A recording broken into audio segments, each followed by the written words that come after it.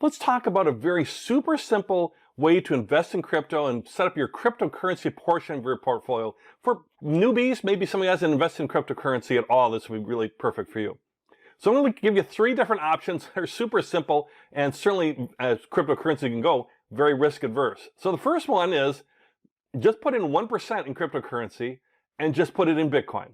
Bitcoin is the dominant one. It's the one that's on every single exchange. It's the thing everybody talks about. Doesn't necessarily mean it's the best coin, as far as operationally on the blockchain and all that stuff, as you learn about that stuff.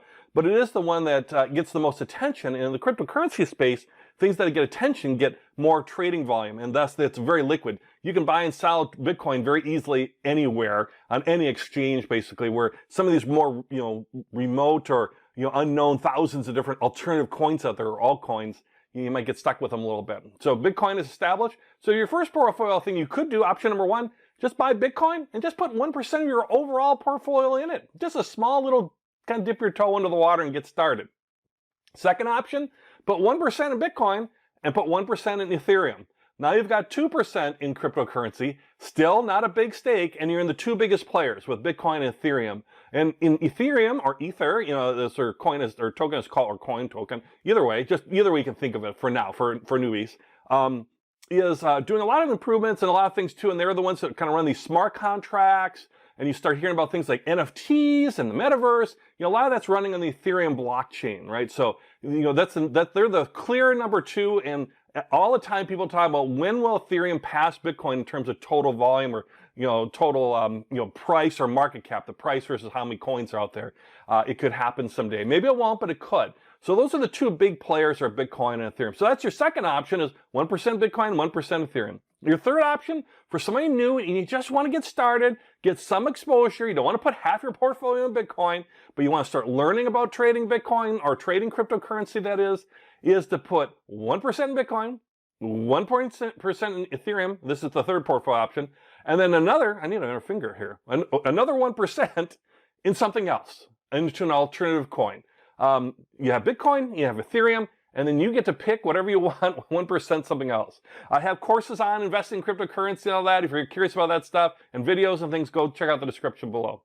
Now, since it's a small stake, you could put 1% in more established alternative coins, alternatives to Bitcoin and Ethereum, like Cardano would be one to look at, Ripple might be one to look at, Polkadot. Those are some names out there. Just when you look at like a listing, you can go on different, cryptocurrency exchanges, or just do a Google search of what is the largest by volume cryptocurrencies, and it'll list them. It'll say Bitcoin, it'll say Ethereum, and then I'll have a bunch of others.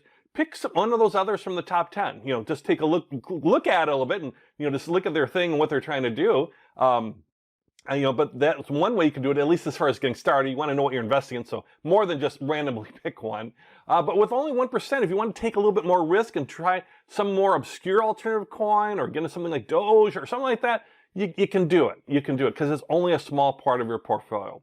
Then from there, as you choose either option, number 1, again, 1% Bitcoin. Number 2, 1% Bitcoin, 1% Ethereum. And number 3, 1% Bitcoin, 1% Ethereum, and 1% some alternative coin.